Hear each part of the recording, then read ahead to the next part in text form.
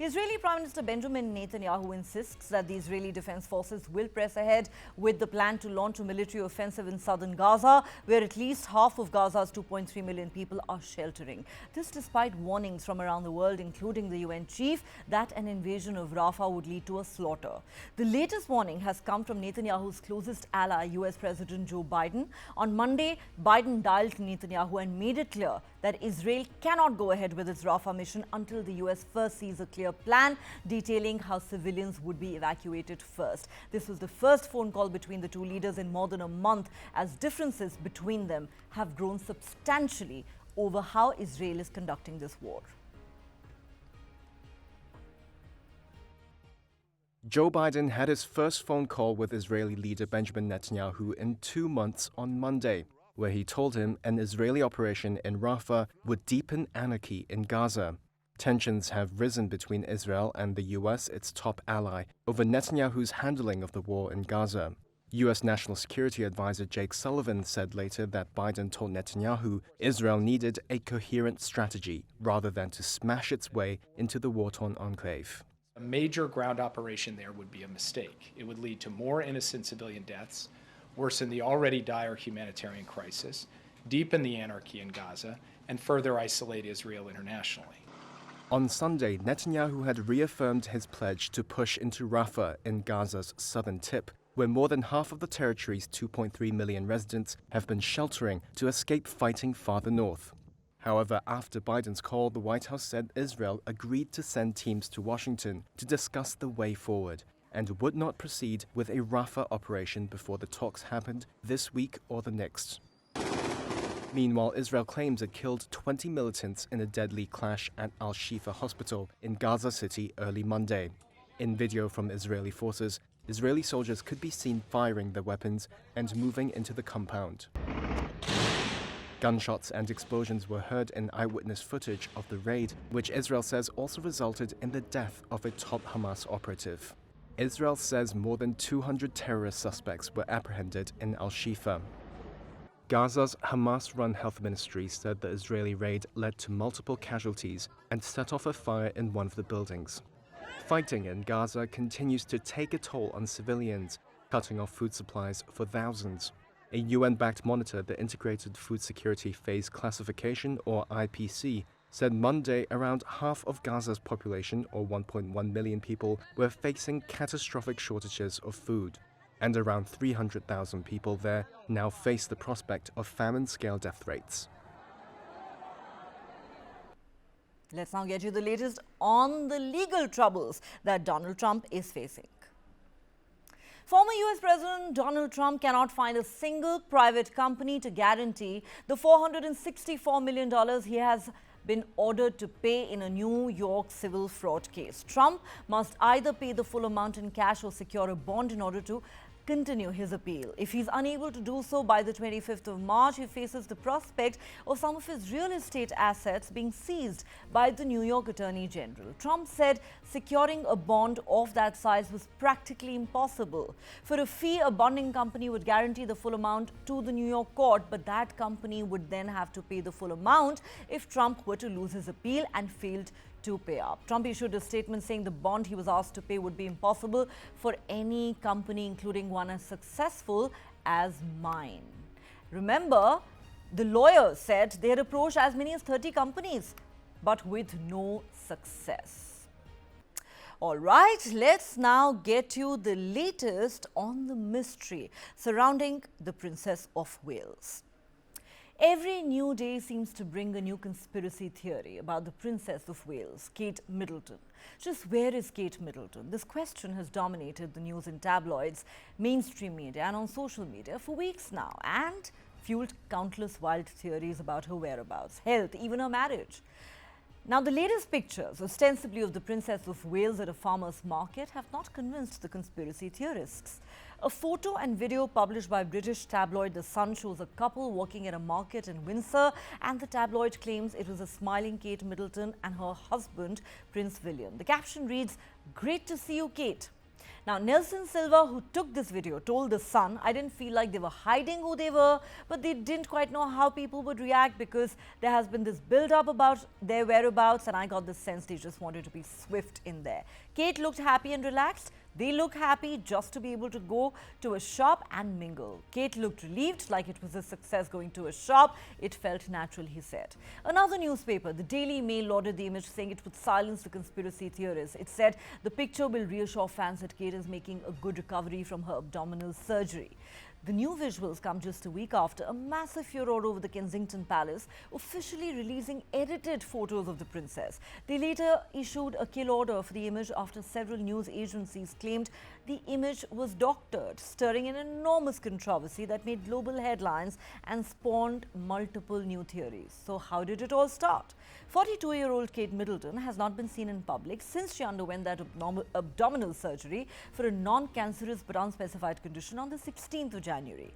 Other than a couple of blurry pictures, she has not been seen since. In recent weeks, social media has been awash with speculation about her health, generating headlines and rumors galore. Instead of calming fears over her health, the edited picture released by the royal family sent the rumor mill into an overdrive, as the media scrambled to pull the picture with a kill notice. Subsequently, Kate herself apologized and said she had edited the picture as an experiment but faced huge criticism even from usually supportive media. Now, this was, of course, a statement that she posted on social media. The new video now from the farmers market too has sparked a debate on social media, with eagle-eyed viewers flagging a number of issues with it. Some say the photo looks too grainy in an era when every phone has a 4K or HD camera. Other conspiracy theorists say the woman snapped was not Kate Middleton at all, but instead a body double. And some of the bizarre theories that have gained traction online in recent weeks include speculation about Kate's health. Some asked whether the princess was still alive. Others asked if she was recovering from a botched plastic surgery. And then there were those who wondered if all was well in Kate Middleton and Prince William's marriage. All right. Now, as that mystery continues, here's one thing which is not a mystery at all, but it should worry us for sure. All except one of the 100 cities with the world's worst air pollution in 2023 were in Asia, according to a new report, with the climate crisis playing a pivotal role in bad air quality that is risking the health of billions of people worldwide. Extremely worryingly, the vast majority of these cities, as many as 83, were in India, including capital Delhi, and they all exceeded the World Health Organization's air quality guidelines by more than 10 times, according to the report by IQ Air, which tracks air quality worldwide. The study looked specifically at fine particulate matter, or PM 2.5, which is the tiniest pollutant but also the most dangerous. Only 9% of more than 7,800 cities analyzed globally recorded air quality that met WHO's standard, which says average annual levels of PM 2.5 should not exceed 5 micrograms per cubic meter. When inhaled, PM 2.5 travels deep into lung tissue where it can enter the bloodstream. It comes from sources like combustion of fossil fuels, dust storms and wildfires, and has been linked to asthma, heart and lung disease, cancer and other respiratory illnesses, as well as cognitive impairment in children. Experts say it can also shave off 6 years from an individual's life. And which are the most polluted cities in India? Begusarai, a city of 500,000 people in Bihar, in northern India, was the world's most polluted city last year, with an average annual PM 2.5 concentration of 118.9, 23 times the WHO guidelines. It was followed by Guwahati in Assam, capital New Delhi, and Mulanpur in Punjab. Across India, 1.3 billion people, that's 96% of the country's population, live with air quality 7 times worse than WHO guidelines. Central and South Asia were the worst performing regions globally, and South Asia is of particular concern, with 29 of the 30 most polluted cities in India, Pakistan and Bangladesh. In other news, are you someone who has been observing intermittent fasting in an attempt to rapidly lose weight? If yes, you need to pay attention to this story. The safety of intermittent fasting, a popular strategy to lose weight by limiting food intake to certain times of the day, has been called into question by a surprise finding from research presented at a medical meeting. Limiting meal times to a period of just 8 hours a day has been linked to a 91% increase in the risk of death from heart disease in this study, which was released on Monday in Chicago. The American Heart Association published only an abstract, leaving scientists speculating about the details of the study protocol. The study was reviewed by other experts prior to the release. Lifestyle interventions aimed at weight loss have come under scrutiny as a new generation of drugs help people shed pounds. Some doctors have questioned the study's findings, saying they could have been skewed by differences such as underlying heart health between the fasting patients and the comparison group, whose members consumed food over a daily period of 12 to 16 hours. Now, Keith Frine, Emeritus Professor of Human Metabolism at the University of Oxford, has said in a statement to the UK Science Media Centre, time-restricted eating is popular as a means of reducing calorie intake. This work is very important in showing that we need long-term studies on the effects of this practice. But this abstract leaves many questions unanswered, he said. Now, the researchers, led by Victor Zong of the Shanghai Jiao Tong University School of Medicine, analyzed data from about 20,000 adults, included in the U.S. Centers for Disease Control and Prevention's National Health and Nutrition Examination Survey.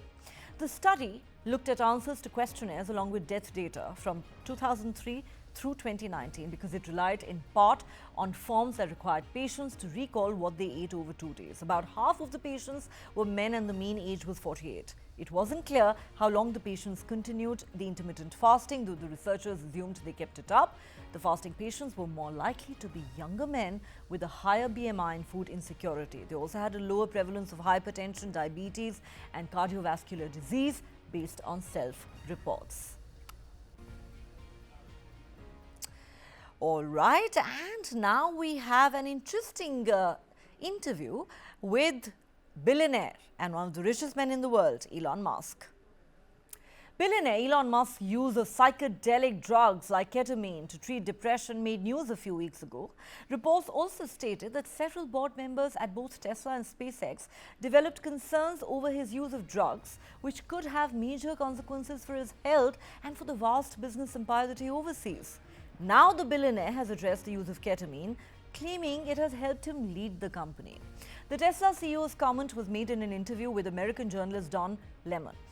Musk said, "There are times when I have a sort of negative chemical state in my brain like depression, or depression that's not linked to any negative news, and ketamine is helpful for getting one out of the negative frame of mind." He added he uses the medication in a small amount once every other week or something like that, and that he had a prescription for it from an actual real doctor. Musk said, "If you use too much ketamine, you can't really get work done, and I have a lot of work. I'm typically putting in 16-hour days, so I don't really have a situation where I can be not mentally acute for an extended period of time." Musk said he does not drink and doesn't know how to smoke pot, but when he stated he's almost always sober while publishing late at night, he didn't clarify if he was referring to ketamine or another drug. He also said he did not think drug usage would impact his government contracts or investor relations. Now, Musk told the American journalist, from a standpoint of Wall Street, what matters is execution. Are you building value for investors? Tesla is worth about as much as the rest of the car industry combined. So from an investor standpoint, if there is something I'm taking, I should keep taking it, he said, adding that he believes his depression is genetic. Now, as per a report in the Wall Street Journal published in January this year, people who've observed and others who know the world's second richest man's drug usage claim he has taken LSD, cocaine, ecstasy and psychedelic mushrooms frequently at private parties across the world where guests sign non-disclosure agreements or give up their phones to join. Linda Johnson Rice, a former director at Tesla, reportedly became so enraged with Elon Musk's erratic behavior and his drug use that she decided not to run for re-election to the board of Tesla in 2019. However, Musk's attorney said he is regularly and randomly drug tested at SpaceX and has never failed a test.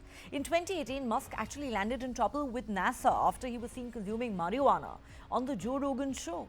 This raised concerns about the effect of Musk's behavior on the company and led to random drug tests of SpaceX personnel. As per US government rules, any form of illegal drug usage would violate corporate regulations at both SpaceX and Tesla, in addition to breaking federal contracts. It would also cast doubts on Musk's leadership role at the publicly listed Tesla, where the board is tasked with monitoring management on behalf of shareholders.